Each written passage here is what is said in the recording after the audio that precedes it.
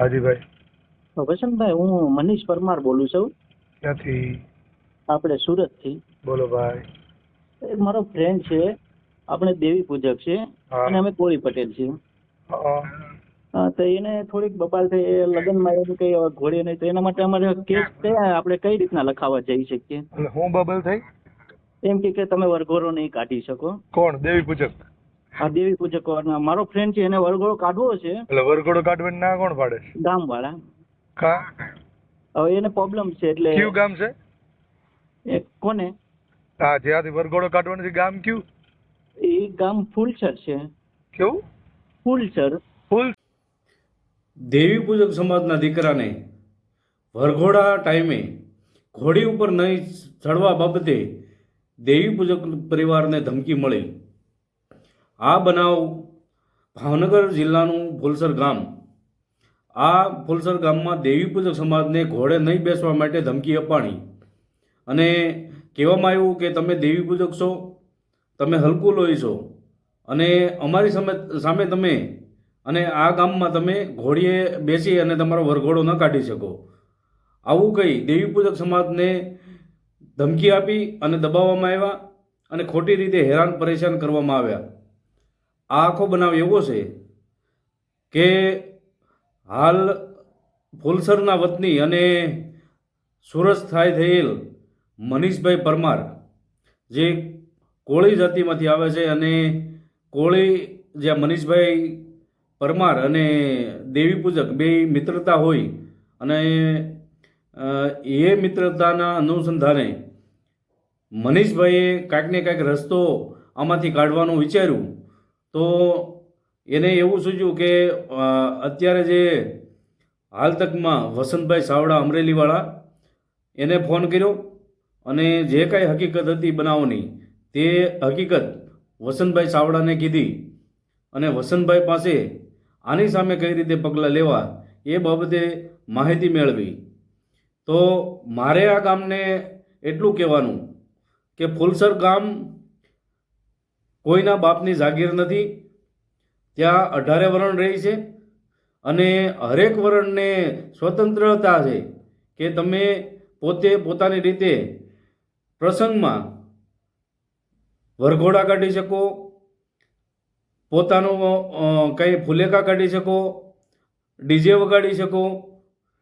નહીં કે ગામની આવી દાદાગીરીથી જે નાના વરણ છે એને દબાવવાનું કે દમન કરે. એટલે ખોટો આવો અત્યાચાર રહેવા દો. લ્યો બોલો. હવે વરઘોડાનું આવ્યું કે દેવી પૂજકો વરઘોડો ન કાઢી શકે. ભાવનગર જિલ્લાનું ફૂલસર ગામ. હવે આ ફૂલસર ગામમાં દેવી પૂજકો લગ્નના ટાઈમમાં વરઘોડો નહીં કાઢી શકે એવું હમણાં વિડીયો બહાર પડ્યો.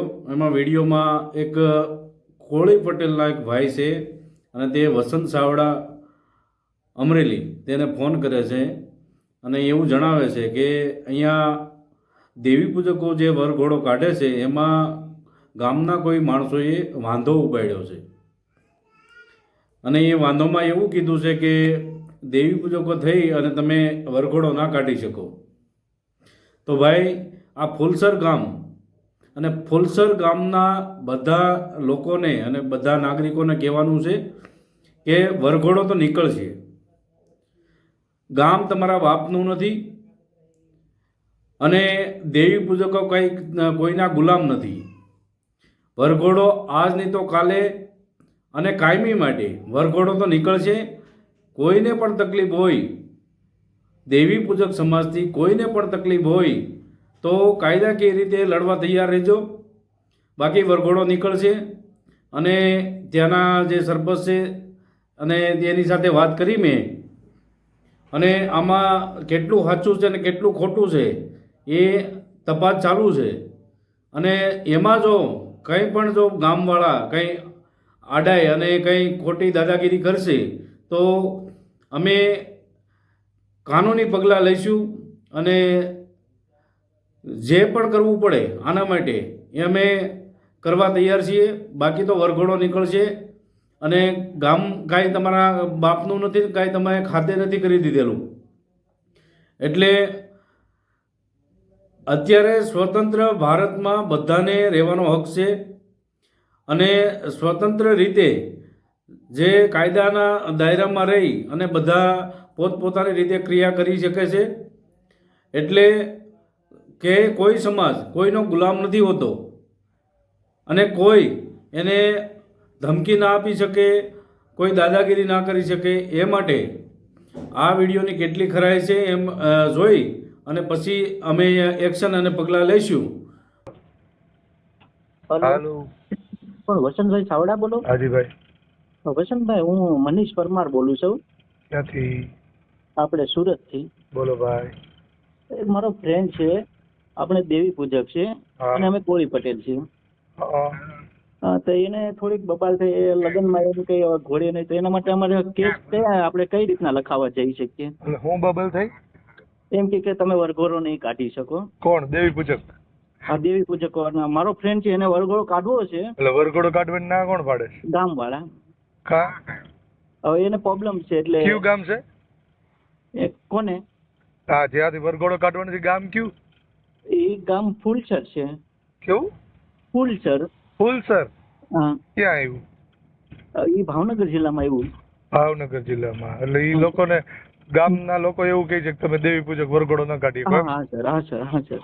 એક કામ કરો ને, એને ગામના નજીકનું જે પોલીસ સ્ટેશન લાગતું ને તાલુકાનું, હા સર.